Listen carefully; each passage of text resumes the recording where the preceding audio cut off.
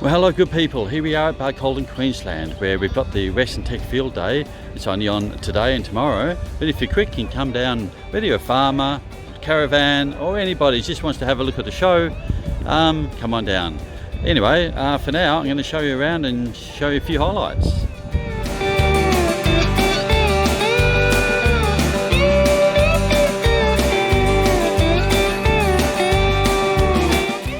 Here we are with John Chandler, the president of the Westech Field Day.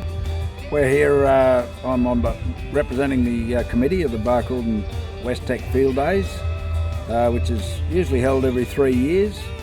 We had to cancel last year due to the implications of coronavirus, and we also had some serious meetings about whether to go ahead this year. And as someone said, all the reasons we cancelled things last year were because of the fear of the virus coming to Western Queensland, because of the lack of preparedness in our health system out here for a major emergency, for the lack of the development of a vaccine and the lack of people being vaccinated. All those things have been done and there is still no virus in Western Queensland. So we have gone ahead and luckily we've been super well supported. There are 200 exhibitors here from all over Queensland. Obviously from interstate we've had problems with border closures. Some have been able to get across the border having agents in Queensland or coming through with negative COVID tests and freight and logistics exemptions. So we do have some manufacturers like portable panels and things like that are here.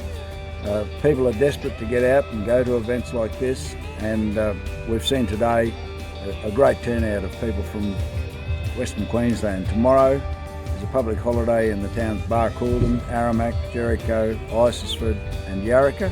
Some other towns didn't take the holiday today because they take that holiday on Melbourne Cup Day or on their show days.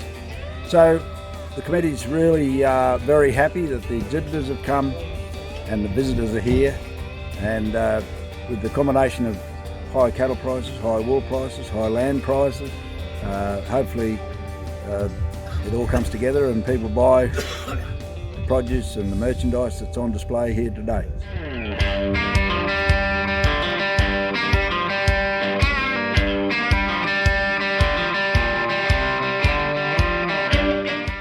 You're here in Barcaldine, which is a town that I've lived in all my life, and Barcaldine's famous for the Tree of Knowledge, which is where the Great Shearers' Strike was, and it was from there that the Australian Labor Party was formed back in 1892. And Barcaldine's at the bottom end of the desert uplands, which is this red sandy loam country that runs north and east from Barcaldine. It's the home of mostly eucalypts, whereas to the west and south is the open black soil downs country on which grows the mainly acacias like boree and gidgee. It's the traditional sheep country, whereas in the eastern timbered country that was the cattle country. And over the generations, that timbered country to the east of Barcaldine was improved and developed with the introduction of clearing, and buffel grass was an improved pasture that improved the carrying capacity. And today you'll probably see land values are higher in the timbered country than they are on that open sheep country. It's also the home of magnificent artesian water, and it's quite often heard that Barcaldine water is as good as rainwater, but it comes from 600 odd metres or 2,000 feet below in one of several aquifers in the Artesian Basin.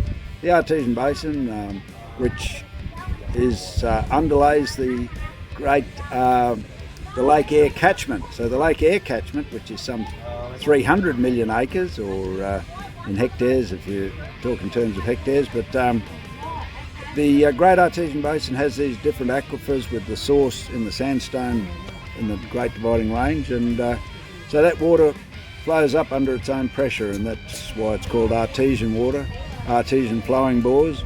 And for generations that water ran in bore drains that watered sheep, ewes and lambs and cattle, but nowadays it's mostly run in polythene pipe under the pressure from the bore, or it's helped with electricity or solar or windmills in cases. But so combined with our natural assets of the Tree of Knowledge attraction for tourists, our pastoral industries like the sheep and cattle and in some cases goats. It's a thriving community, probably 1,600 people here in town. Great school, great hospital, great amenities. It's the main headquarters of the main roads, the local engineers, civil engineers that service some 22 shires to the west of here, with 3 aeroplanes that fly out of here most days, the engineers that have their own pilot's licence. The town is thriving for caravan parks and bakeries, 2 bakeries, and a great hardware store in the centre of town. So come and visit Barcaldine. And not to forget, every time I pass through here, there's caravans everywhere, so it's obviously a great tourist destination. Yeah. So if you're a caravan interested in coming for a caravan parks, there's heaps of caravan parks, and the meals, every time I stop for a meal, is great. Yeah. All right, thanks for that, John.